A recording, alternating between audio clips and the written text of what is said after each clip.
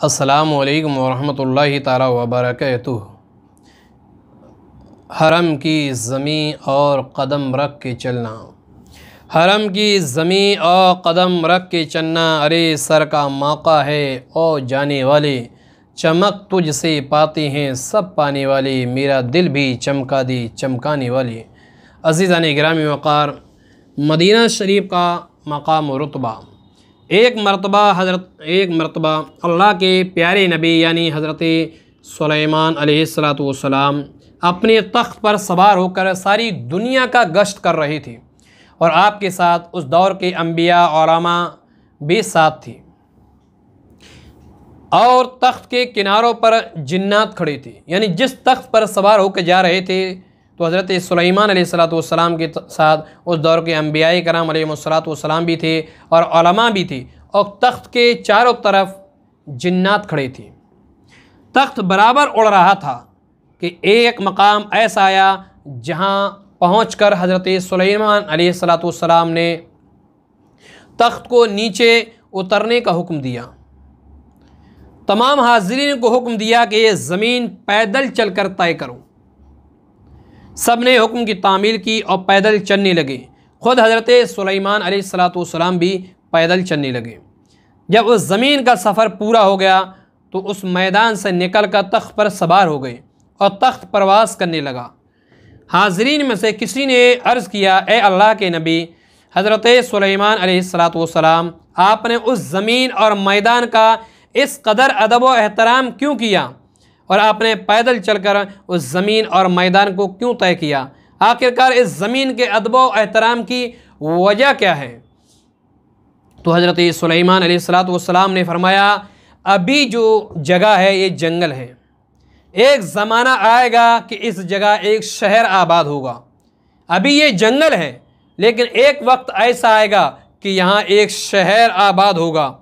उस शहर का नाम मदीना मुनव्वरा होगा। उस शहर में अल्लाह का प्यारा और आखिरी नबी जनाब मोहम्मद रसूलुल्लाह सल्लल्लाहु तआला अलैहि वसल्लम अपनी ज़िंदगी का आखिरी ज़माना गुजारेंगे, अपनी ज़िंदगी का आखिरी ज़माना गुजारेंगे और उसी ज़मीन पर आपका विसार होगा और उसी ज़मीन में आप मदफून होंगे। इसलिए इस ज़मीन और मैदान का अदब बजा लाना है।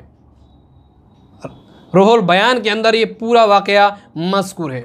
इससे अंदाज़ा लगाएं कि मदीना मुनव्वरा का मकाम, उसका रुतबा क्या है कि हज़रत सुलेमान अलैहिस्सलातु वस्सलाम जब ऊपर उड़ के जाएँ, अभी मदीना आबाद नहीं है, सिर्फ जंगलात हैं, लेकिन हज़रत सुलेमान अलैहिस्सलातु वस्सलाम को मालूम था, उन्हें मालूम हो गया कि एक जगह मदीना मुनव्वरा एक दिन यहाँ आबाद होगा और वो एक शहर होगा और इसी जगह जनाब मोहम्मद रसूलुल्लाह सल्लल्लाहु अलैहि वसल्लम तशरीफ़ लाएंगे। यानी उस मदीना मुनव्वरा का, उस शहर का एक अल्लाह के नबी होने के बावजूद हज़रत सुलेमान कितना अदब कर रहे हैं सिर्फ रसूलुल्लाह के शहर की वजह से, पैगम्बर इस्लाम जनाब मोहम्मद रसूलुल्लाह की वजह से कि एक दिन अल्लाह के आखिरी नबी यहाँ तशरीफ़ लाएंगे।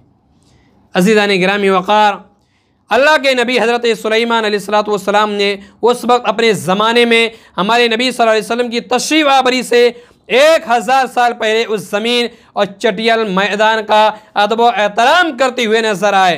जब हमारे मदीने वाले आका सल्लल्लाहु अलैहि वसल्लम उस ज़मीन में तशरीफ़ नहीं लाए थे और ना ही उस चटियल मैदान में शहर महबूब मदीना मुनव्वरा आबाद हुआ था, तो हज़रत सुलेमान अलैहिस्सलातु वस्सलाम उस ज़मीन पर पैदल बाअदब चलते नजर आए।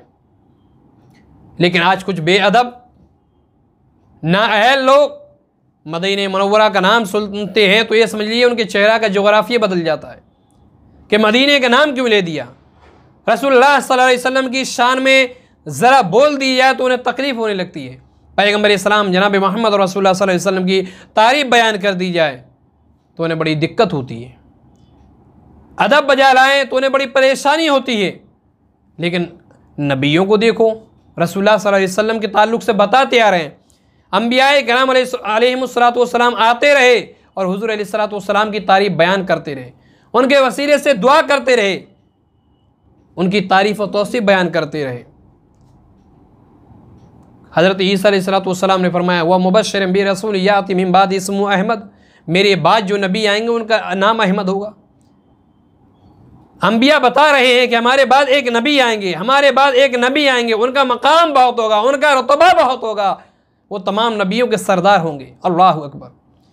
बारगाह इरम में दुआ है कि अल्लाह तबारक व तआला अपने हबीब जनाब मोहम्मद रसूलुल्लाह सल्लल्लाहु अलैहि वसल्लम से हमें बेपनाह मोहब्बत करने की तौफीक अता फरमाए।